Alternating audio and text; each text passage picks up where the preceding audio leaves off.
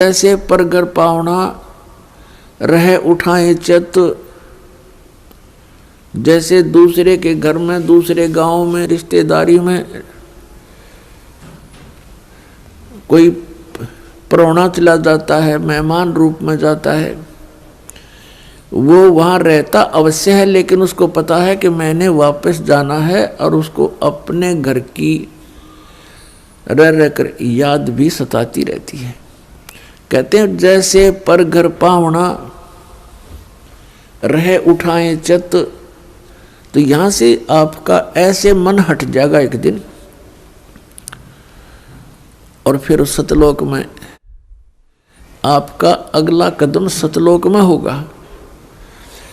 अब परमात्मा ने हमें आकर बताया कि जब सबसे पहले मैं यहाँ आपके दुखों को देखकर इसमें प्रवेश किया काल के लोक में, तो इस काल ने मेरा रास्ता रोकने की चेष्टा की, क्योंकि परमात्मा बताते मैं जोगजीत के रूप में था। जोगजीत वहाँ एक पुत्र है परमात्मा का, जो सर्वप्रथम 16 उत्पन्न किए थे उनमें से एक है। जोगजीत जानकर मेरे साथ इसने बहुत अड़ंगा अड़ाने की चेष्टा की, लेकिन मेरी शक्ति के सामने ये हताश हो गया। फिर चरण पकड़ लिए, रोने लगा, हाहाकार मचा दी। जब मैंने इसको कारण बताया कि मैं किस उद्देश्य से आया हूँ, धर्मदास साहिब जी को परमात्मा बता रहे हैं कि धर्मदास, प्रथम सतयुग के अंदर जब मैं यहाँ आया तो इसने मेरे साथ बहुत कलह मचाई। जब मैंने अपनी शक्ति का प्रयोग किया तो इसकी नहीं पार बसाई। चरण पकड़ लिए, पैर पकड़ कर कहता जोगजीत आप किस लिए आए हो? तो मैंने इसको बताया कि मैं नीचे जाऊंगा और सभी प्राणियों को बताऊंगा कि यू परमात्मा नहीं है, यू भगवान नहीं है जिसको तुम भगवान मान रहे हो, और एक ऐसा मंत्र दे के आऊंगा, सतनाम, सच्चा नाम, उसका जाप करने वाले प्राणी को तू रोक नहीं पाएगा। और सभी को बताऊंगा कि तुम यहाँ के रहने वाले नहीं हो, तूने इन सब को नशा करवा दिया, तीनों गुणों से एक एक इंजेक्शन लगवा दिया इनको। तो ये चिंतित हो गया। इसने कहा कि हे भगवान, मुझे श्राप लगा हुआ है 1 लाख जीव आहार करने का, यदि आप इन सब को ले जाओगे तो मेरा क्या होगा? परमात्मा ने कहा कि अब मैं इनको नहीं छोड़ूंगा, तेरा हो या ना हो। फिर इसने प्रार्थना की, प्रभु कोई बात नहीं, मेरी कुछ और समस्याएं हैं, उनका समाधान कर दीजिए और वचनबद्ध होकर के मुझे आशीर्वाद दीजिए। परमात्मा ने कहा धर्मदास, मैंने वचनबद्ध होकर के इससे कहा कि बोल क्या मांगता है? इसने कहा कि परमात्मा 3 युगों में जीव थोड़े ले जाना, चौथा युग जब कलयुग आवे तब तव शरण जीव बहु जावे। ऐसा वचन हर मोय दीजिए, तब तुम गवन संसार ही कीजिए। तो मैंने इसको कह दिया ठीक है, तथास्तु, कि ऐसा ही होगा।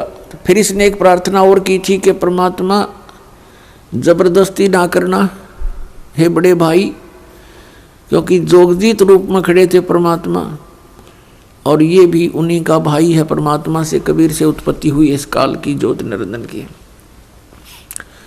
और इसने कहा कि हे प्रभु, हे बड़े भाई, जबरदस्ती ना करना, जो आपके ज्ञान को स्वीकार करे वो आपका, और हमारे ज्ञान को स्वीकार करे वो हमारा। आप ज्ञान दे करके अपना बनाना, बाई फोर्स ना करना, वो तो मालिक को पता। अब यहाँ प्रश्न उठता है पुण्यात्माओं बहुत सी, क्योंकि हमारे अंदर बहुत युगों से ये अज्ञान ठुका हुआ है, भरा हुआ है खचाखच, ये सच्चे ज्ञान को टिकने नहीं देता। ना जाने कितनी शंकाएं उत्पन्न होती हैं। एक शंका तो ये उत्पन्न होगी कि भाई भगवान ने जानी जान कहते हैं, परमात्मा जानी जान है, अंतर्यामी है, सर्वज्ञ है। फिर क्या उनको पता नहीं था ये ऐसे ऐसे वचन मांगेगा? इसको वचन ना देते सतयुग में ही हमें वापस ले जाते। तो ये तो पुण्यात्मा मन की बकवाद है, इस तरह के विचार जो जिसके अंदर आते हैं। हम सतलोक में रहा ही करते। यदि हम ऐसे टिकने वाले होते तो पहले ही ना वहीं रहा करते थे। आवश्यकता ही नहीं थी हमें यहाँ आने की, फिर भगवान को यहाँ दुख उठाने की हमारे लिए।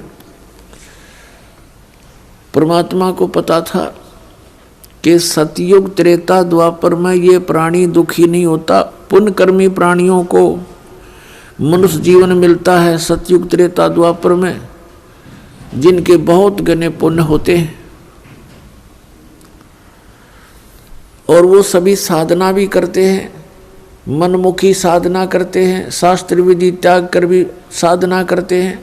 उनसे सिद्धियां प्राप्त अवश्य हो जाती हैं और उनके पूर्व प्रारब्ध कर्मों के आधार से, किस्मत में लिखे हुए पनों के आधार से उनको सुख होता है, शरीर स्वस्थ होता है।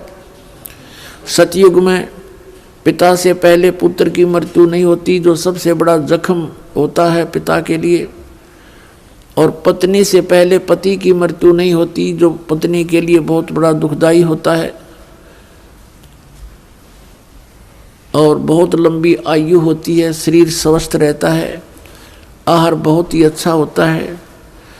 तो इस प्रकार जब पिछले पनों से उसको लाभ होता रहता है, साधना गलत करता रहता है, पाप इकट्ठे होते जाते हैं, पुण्य अक्षीण होते रहते हैं, फिर उसका जन्म त्रेता में होता है। त्रेता में भी ऐसी सतिथि लगभग रहती है। फिर द्वापर में होता है, हरे भरे वृक्ष होते हैं, सब जगह जंगल होते हैं, फलदार वृक्ष होते हैं, समय पर वर्षा होती है। तो इस प्रकार ये सोचता रहता है कि जो साधना पूजाएं मैं कर रहा हूँ इनसे मुझे लाभ हो रहा है, अज्ञानता के कारण। तो परमात्मा के ज्ञान को जो पहले वाले साधना से बिल्कुल हटकर होता है, उसको ये प्राणी बिल्कुल स्वीकार नहीं करता।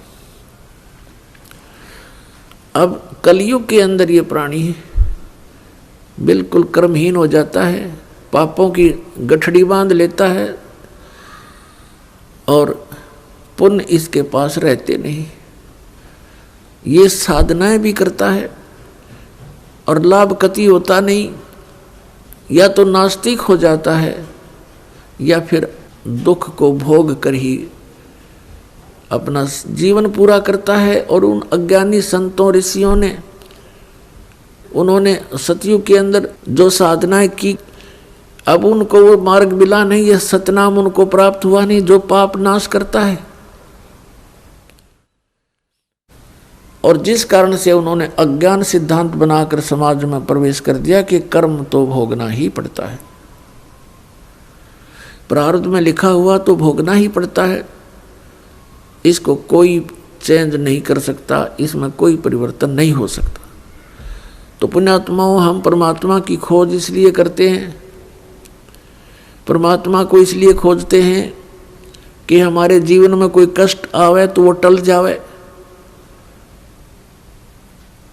और हमारा कल्याण। कल्याण की तो बहुत बाद में समझ में आती है, पहले तो यही रहता है कि मेरे बच्चे सुखी रहें, मैं स्वस्थ रहूं, कोई ऐसी दुर्घटना मेरे जीवन में ना घटे जो मुझे पीड़ादायक हो। इसलिए हम परमात्मा की खोज में संतों के पास जाते हैं और ये भी हमें मालूम है कि संतों के पास ही उसका समाधान होता है। और ये भी हम सुना करते कि परमात्मा ना जाने किस बेस में आ जा। तो वो परमात्मा कबीर साहब है, वो ना जाने क्या रूप बना करके और कब कहाँ प्रकट होता है और हमारे लिए भटकता रहता है, हमें समझाने की चेष्टा करता है कि तुम इस झूठे सुख को सुख कहे ये मान रहा मनमोद, ये सकल चबीना काल का कुछ मुख में कुछ गोद। तो पुण्यात्माओं, परमात्मा ने प्रोमिस कर रखा है और इसने भी प्रोमिस कर रखा है काल भगवान ने कि कलयुग में जब कितने जीव ले जाना, लेकिन इसमें ज्ञान आधार बनाना। तो पुण्यात्माओं, अब बुद्धिमान समाज हो गया है, इस ज्ञान से अब आप बालक नहीं रहोगे। परमात्मा के प्रयत्न को गहराई से सोचना, वो क्यों भटक रहे हमारे लिए सतलोक न छोड़ के, क्योंकि हम उनके बालक हैं, हम उसकी आत्मा हैं। और इनको काल इसलिए परेशान कर रहा आप जी को कि जितना मैं इनको सताऊंगा उतना ही वो दुख पावेगा। अपने आत्माओं, आप बालक हो, ये हमारे साथ क्यों प्रतिशोध ले रहा कि इसने वहां पहले तो तप करा, फिर तप करा, फिर तप करा, 3 बार। उससे इसने 21 ब्रह्मांड प्राप्त किए, फिर 5 तत्व 3 गुण परमात्मा ने इसको दे दिए कि ले जा खेल खिलौनों से।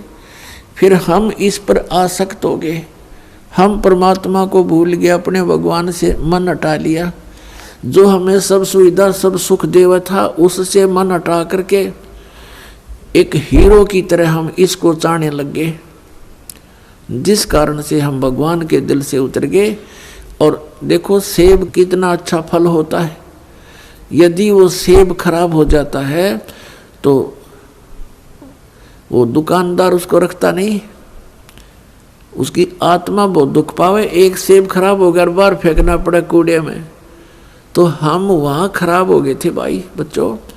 तो परमात्मा का आत्मा बड़ी दुख पाई कि ये औरों ने भी खराब करेंगे यहाँ पर, इसलिए हमें हमारी ही इच्छा से इनके साथ भेज दिया कि तुम जाओ फिर यहाँ से डेलो टिंडेस के साथ जाके।